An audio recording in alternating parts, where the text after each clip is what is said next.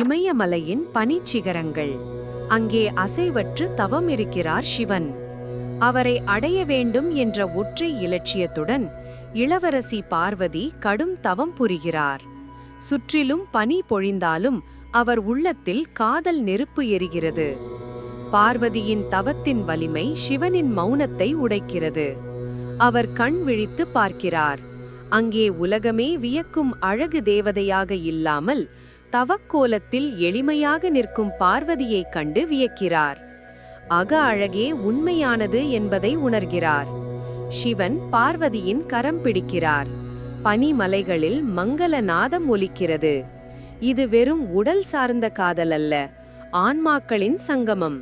சக்தி இல்லாமல் சிவனில்லை, சிவன் இல்லாமல் சக்தி இல்லை என உலகம் போற்றும் அர்த்தநாரீஸ்வரராக அவர்கள் இணைகிறார்கள்.